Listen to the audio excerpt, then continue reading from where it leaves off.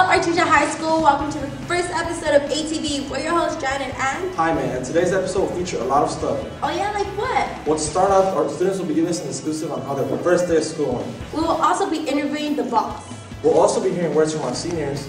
And don't forget, we'll be talking about peer pressure, the good and the bad. So stay tuned. I'm expressing with my full capabilities, and now I'm living in correct. Hi, my name is Artesia, and I'm here with Flor Nunez, freshman. Flor Nunez, what school did you come from? Came from Fatty Middle School. Okay, was it hard adjusting from Artesia to Fatty? Well, a little bit because the periods are longer. What was the hugest difference from Artesia High School other than the periods? There's one period less. Did you join any clubs this year at the Club Rush? I joined the Red Cross Club. I'm here with Maria Murdoch, and how was your first day of school as a junior, Maria? It was good because I got to see all my old friends again. That's good. Did you join any clubs this year? No. You didn't join any clubs this year? No. Alright, cool. What classes do you feel you might struggle in this year as a junior? Geometry. Or you're just not good at math? I failed algebra 1. Let's go, you'll do fine. She'll do fine. Hey Janet, don't you think that was great? Yeah, it was awesome. Next we'll be having a special interview with the boss. So let's watch.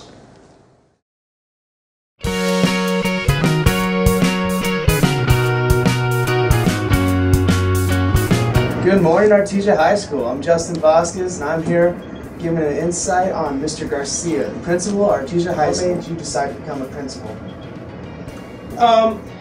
I decided to become a principal after I had been a teacher for about 7-8 years. I didn't like the decisions that other people were making. I didn't think they were the right decisions for kids, and I thought that I could make a difference. Why would you say it's important for the students to wear their IDs? At first I really didn't believe in the IDs. I didn't think that wearing IDs was something that I wanted to chase after. I feel we have a lot of rules. We probably have a lot more rules than any other school, and we do it for a reason. But having the IDs has changed the school. It has actually improved people's discipline, people's outlook at the school, and you saw a change in everybody's behavior with the ID. So I became a believer. It actually was a teacher that suggested it at one of the meetings, and I was the first one to say, we really want to chase this. But what has happened now is that kids can't hide. There is not being anonymous when something happens. It's very easy to identify everybody. But I think more important than that is also a safety issue, because we know who belongs here and who doesn't belong here. What are you looking forward to most in this year? I think the thing that I'm looking for the most this year is the fact that I think we need to reach achievement gap. We have worked in reaching the achievement gap all along. And there's a lot of people that never believed that Artesia High School could get to 765. For some reason, there was the stigma that Artesia wasn't as good as other schools. The reality is I think we're much better than most schools, and you have seen many schools come and see what we do. They come and visit. This year there's more schools coming to visit us because they want to see what we have done. They want to duplicate what we have done. One of the things that I'm really looking forward for is reaching 810. The reason why is because white upper middle class students in the state of California are scoring about an API of 810, and I think that kids that come from minority families, kids that come from an urban setting such as ours, are just as capable.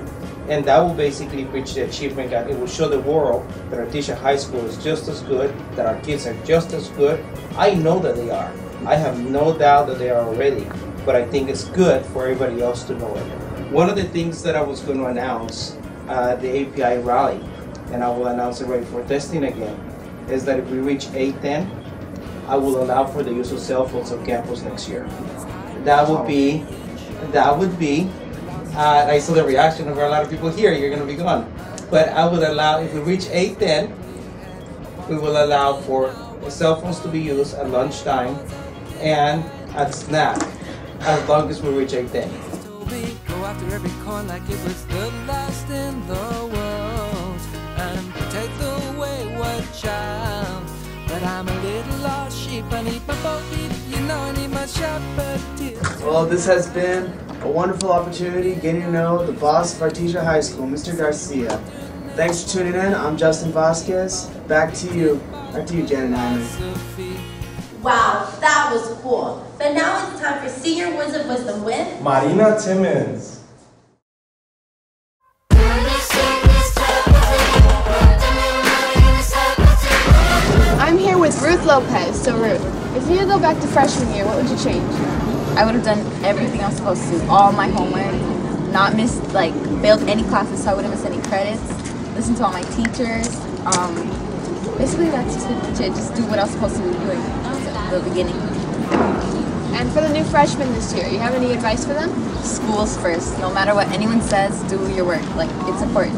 School, don't fail any classes. It's so hard to get caught up again, and you don't want to end up going to Tracy. So just do your work so you can stay here and just be on top of your things. So Danny, if you could go back to freshman year, what would you change?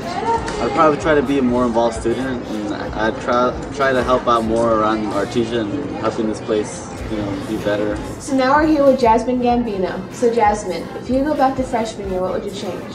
I would change actually passing Algebra 1 because now that's stopping me from going to later college. And is there anything that you regret? Not passing my other classes is about because I kind of struggled, but I'm on track. I'll be sure to keep in mind the words of wisdom they gave us. Me too. And now it's time to talk about a more serious topic. That's right. It's time to talk about peer pressure, the good and the bad.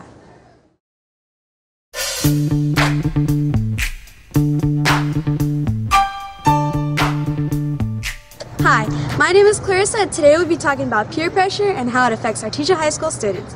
Peer pressure is when friends persuade you into doing something that you don't want to do. There are two types of peer pressure, good and bad. Hi, Sushan. Hi, Clarissa. So tell me, how would you overcome peer pressure? Well, for me, since my friends are basically the source of the problem, I would talk to them first. And if that didn't work, I would talk to a trusted teacher or something like that. Hi, Gabriel. Hi, Clarissa. Why do you think students give into peer pressure? Well, personally, the way I see it is everyone in high school, all one cares about is their social status. So basically, you do things that people tell you to do, whether or not you want to, so that you can fit in and not be made fun of. Personally, that's the way I view it. That's why I think people give into peer pressure. Hi, Renisa. Hi, Clarissa. Do you think that bullying is caused by peer pressure? Yes. Why? Because if someone tells somebody to bully someone, they're probably going to do it because they want to fit in with the group, and they probably feel like since they bullied someone, that makes them a bigger person. I'm Clarissa Weezar, and I'll see you next time. Well, that's a wrap. We hope you liked Confessions of a Pioneer's first day. And the interview with the boss. And took into consideration the singer's words of wisdom. And learned about peer pressure, the good and the bad. Hope to see you next time for another episode of ATV.